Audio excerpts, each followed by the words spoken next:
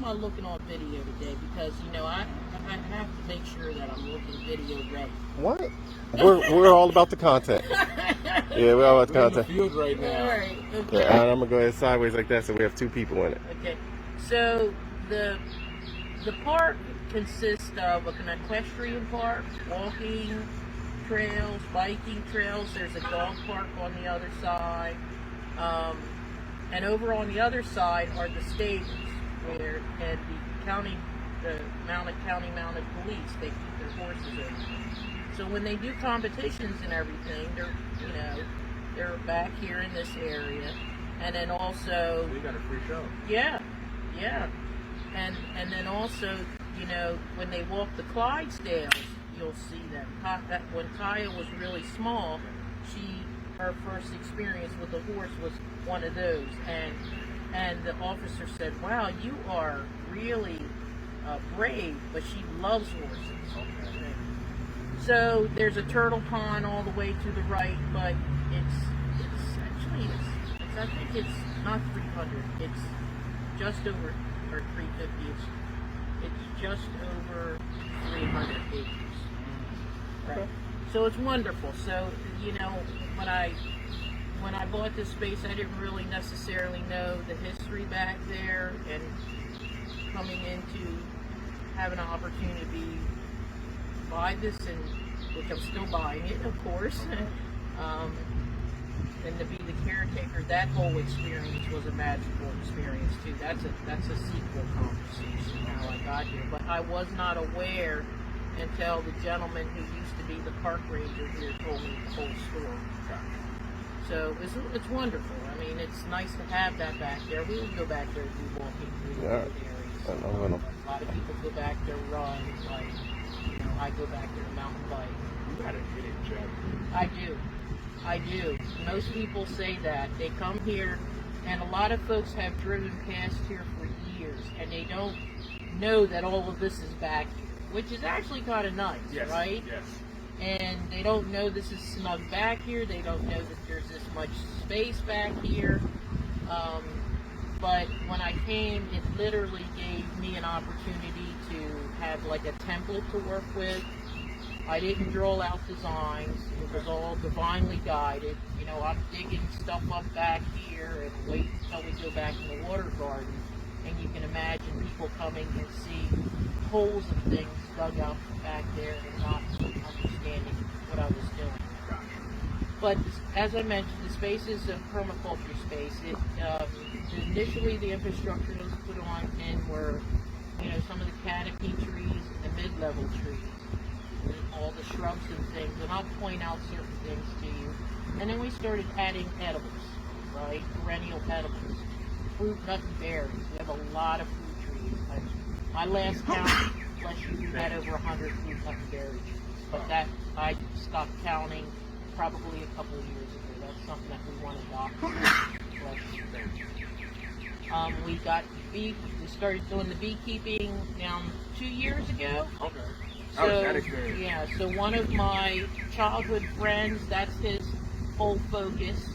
He actually still lives in the town that I grew up in, historic Newcastle, and he's been my mentor, you know, as well as, you know, we know each other very, very well. Most of my bees I've gotten from him. Some I've gotten from the University of Delaware, and I did have a hive that I purchased from another gentleman, but it didn't do very well. All of Tom's hives, the one that's my friend, they're doing very, very well. So we have a goal of getting up to 8 by the end of the year. I've kind of gone through a growth spurt because I went from 3 hives down to 2 because I had to combine 2, and then now back up to 6. Do you prefer local bees? What I prefer are, come here, Kaya. She likes to go by the hives and mess with the bees. Get over here. Hey, come on. And then she gets stung or she gets a little cyst that swells up. I'm an organic natural food, right? So to the degree now, there are some more organic products that you need to you need to use on the hive for mites, because mites and beetles are the #1 destroyer for the beehives. I've experienced all of them in my learning. Mites will totally wipe out a hive. And, you know, I have this theory, as does my friend Tom, that, you know, you try to maintain them as organically and healthy as possible so they can build up their own natural resistance. You know, when you're applying so much chemical, you might be, you know, getting rid of the problem, but you're breaking down their resistance as well. You know, it's the same as principle that we would apply to ourselves. Yeah.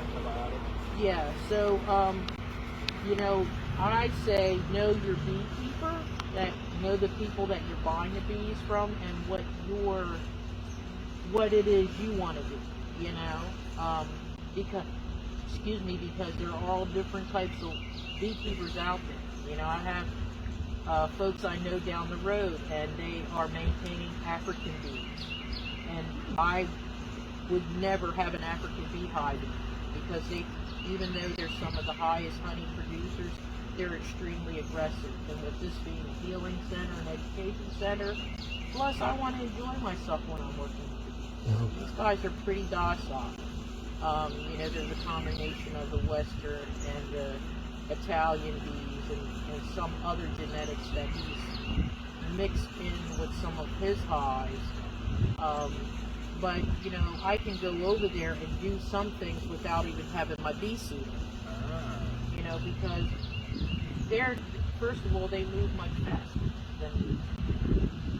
Right? So if they're not feeling your energy being escalated, or you're not producing pheromones which would suggest to them danger, Will Robinson, they're going to be pretty docile. If you happen to squash one inadvertently, they're going to come after you, because when that happens, they release pheromones, and it sends a warning basically to the rest of the hive. Go get them, you know. So, you know, I've learned a lot in my past 2 years.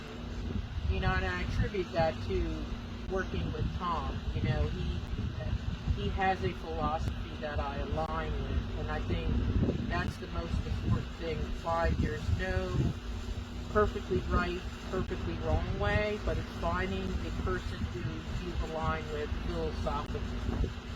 And I try to, you know, because I've practiced a lot of esoterication, sacred practices with my healing and the way I work with the plants. You know, just working with them is no different. They're beings, right? You're treating them from that sacredness and understanding what would work best. And as I found and discovered, I can keep their home perfectly pristine for them, and they can decide they want to get up and go, right? And they have.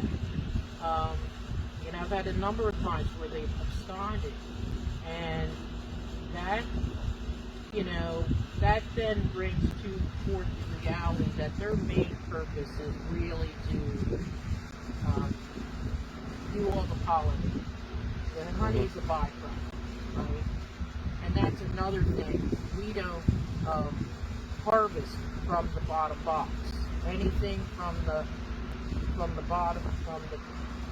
bottom box up is for humans, right? The bottom box is for them, you know, so that when they go into the winter time, they have appropriate stores. You know, so some folks don't follow that philosophy. As soon as that honey fills up in that bottom box, they're in there. Yeah. Right?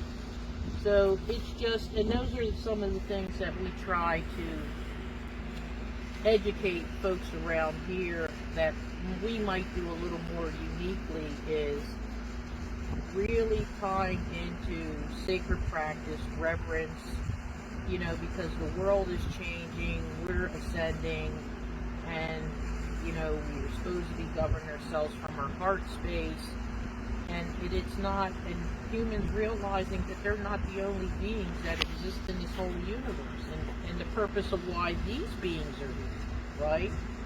To teach us.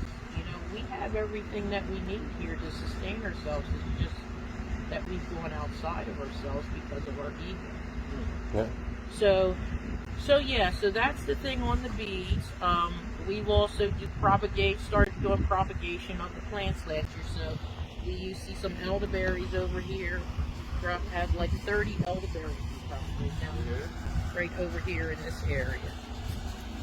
Yeah, the tall ones. So last year we actually did some propagation and we gave them away because we wanted to see how successful they'd be. Arden has a couple of our elderberries and they produced already. Interestingly enough, the first year that these plants are propagated, you generally just get foliage.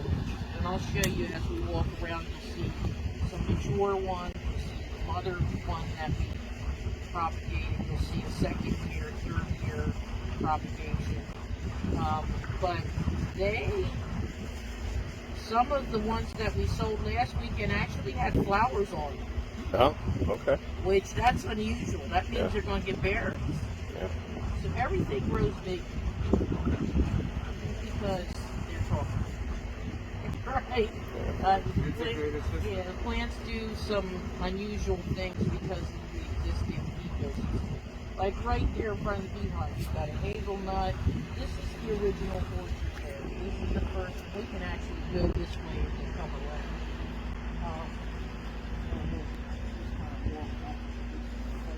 This is the first area that is planted in for the fruit trees, right? So the most mature fruit trees in this space are here.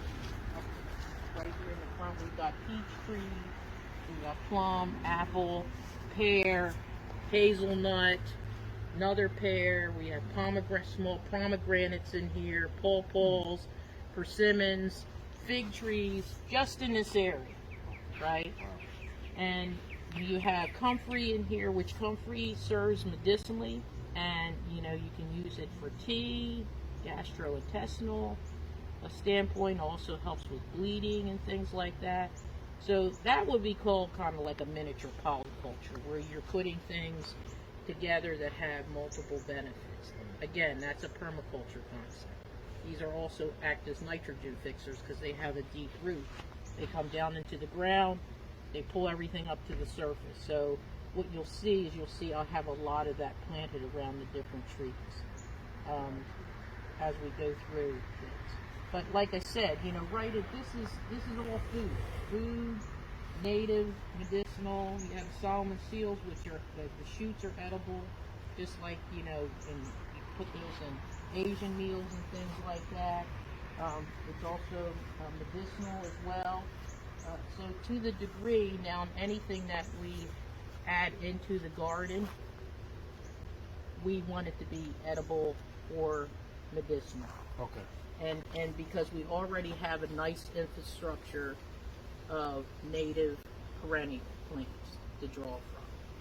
This area in here, when I moved in here, even though you had these trees, this woodland space wasn't here. So everything that was dug to create the ponds in the back created the floor for in here. So when that floor got put in, we started putting things like trilliums and bluebells and some of the woodland type plants in there. Then it started to naturalize itself. So this is a grove of wineberries, which is my favorite berry, right? Called wineberries. Yeah. Never heard. Yeah, and they kind of almost look like a little raspberry, but then they have a little tart taste to them. Okay. So we'll probably, when these start coming out, we'll be offering those as part of the nursery. But there's a number of plants in here. We created like a little pathway. So soil starts, right? As you know, being a scientist. Yes, nothing goes to waste here. All of those logs over there, that came from the branches from the storm. Okay. Right? We have brush in the back, so we reuse everything.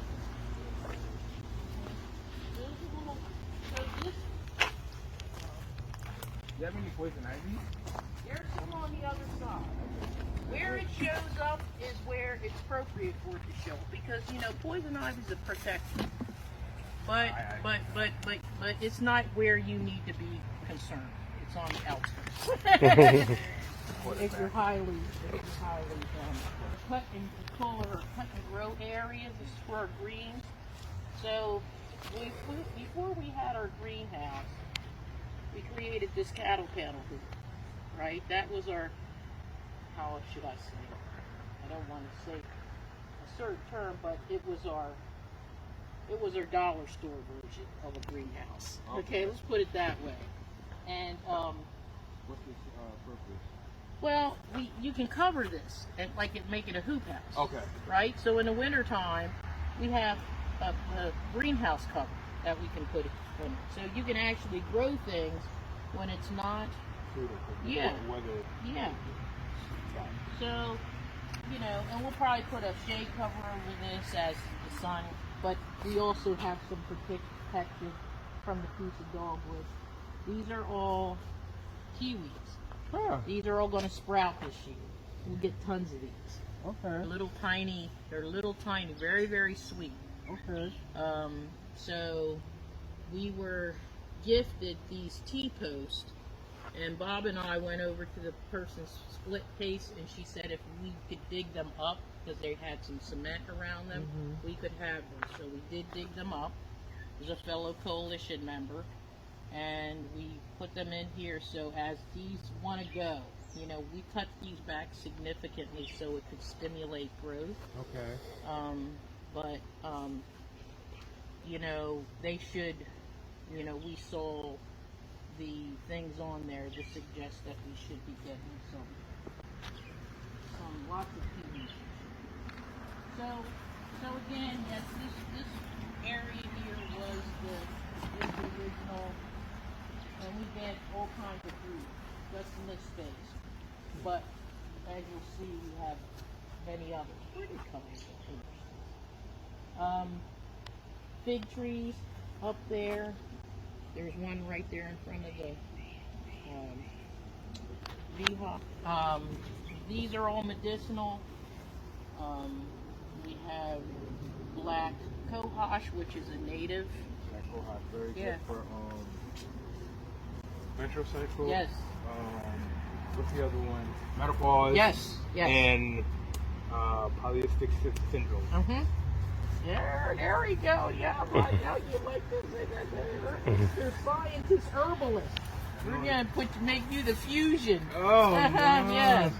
Another fig tree. We have 3 different types of fig trees here. So the leaves come afterwards? Yeah. So what happens is these look like sticks coming out of the ground, right? And interestingly enough, the moisture, all the moisture that we've had, is making the little thingies pop up out of the ground. So, but you see, there's already little figs on this tree. These figs produced all the way up to the snow last year. So folks are like, isn't a fig tree subtropical? Another element of permaculture is in your space you create these microclimates. Gotcha. Right? So the microclimates, you'll feel the temperature difference between here and then you go back in the water garden area. A lot of people go back there and hide on days like this because it's so much cooler. The other part is you will feel the temperature difference on this general space versus going out there because of it. Yeah. When we have inclement weather and storms and things like that, even though I get branching falling down and trees falling down, if we didn't have the layering and things here, we would experience it even more. Yes. Moisture gets captured in here, it stays because of our hugelculture beds and the earthworks, so things are like spongy. The greenery helps reflect the sun back. Yeah. I don't know if you're aware, so in Madagascar, they're having, they're going through famine because it's literally their country's turning into a desert. Okay. Their greenery's wiped out because of climate change, and they're having to depend on like insects for protein. Okay. And literally it's because there's no green. Yeah. They have no vegetation. They've got to do some they can do some earthworking in there.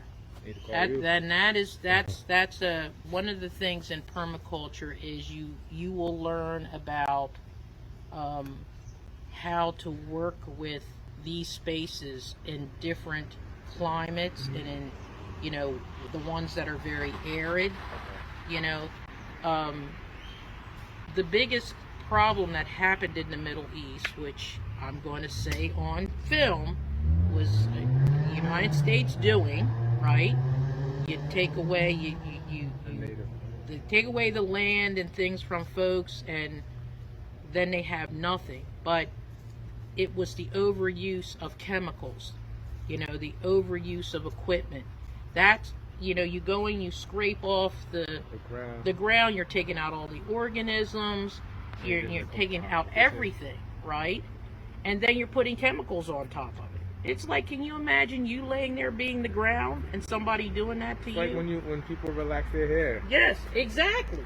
Exactly. Is that what it right? is? You'll never get it back. When I was a young kid, my mom used to do that to my hair because that was the thing that she did. I don't do that at all. But it never needed to be done. That's the thing, You change the composition. Yes, you change everything. But it's the same thing, and that's why we have like this connection piece. We have to start thinking about things relative to how we're connected to everything, because we will see the same patterns out there, right? So, getting back to these figs, we have 3 different types. We have a brown turkey fig, we have a yellow fig, and we have an Italian fig. Italian figs typically aren't going to grow in this area because they are more closely aligned with tropical, and we have some small ones. We have one up there and a couple of them but they're all producing ridiculous amounts of figs. I say it's a good thing I like figs, and it's a good thing we started this nursery because we'll be able to offer them to people. I'm gonna pause this for. This area is meant to be more medicinal. We'll have like a lot of things like bee balm. There's culver root. I have a lot of native old stuff in here too that you typically wouldn't have. These are nettles, so don't touch them. You get a little. I don't mind because the prick and the element that comes from them is medicinal, but they have little hairs, right? And you get a nice little burn, right? And they make great soup. So you'll have some of that at some point. Are they like, I'm assuming the equivalent of like peppermint or even seaweed? In terms of like cooking, Yeah. You know how Asian cuisine, they'll use seaweed? Yes. Yes, Okay. very much so. Fair enough. Very much so. And you're cooking the acidity out of there, but it has a really, really nice flavor. They're probably good to cook with beans to reduce the sulfur. Oh, yes. So people don't get all that fluctuation in their gut. So we have this area here is jam-packed with stuff. This was probably one of the most open areas that we had when we came here. Okay. Completely beaten down by sun, grass that was burning up front here because the sun was so intense. So what we had done is we put in a lot of hugelkultur now. These things here, okay, and they're dug down into the ground probably a couple feet. We put sticks and logs, decomposed logs, all kinds of stuff, and that continues to break down, making soil and then building it up. Okay. So every year we generally have to put additional stuff on top of that, right? But the nice thing is it cuts down on the water. Right, so another thing, the permaculture, you're wanting the sustainability component of it. So just grapevine has a part of my great-great-grandmother's grapes on it. We have the green and we have Concord. Actually cut this back significantly last year so that I could put this was donated to the center so they could grow more nicely. Okay. Black raspberry here, plum, pear. Over in that bed that we were just over, we have chestnut trees, more plums and pears, hazelnut over here. This is a chestnut, and that's a peacock tree. Right, more pigs. Yep. So, you know, what's happening here is you see this layering effect here. We have the canopy area, which we still cut back these branches, but because we have so much fruit in this area, we did want it to get as much sun as possible, but you still see this layering effect, which is another concept of permaculture, right?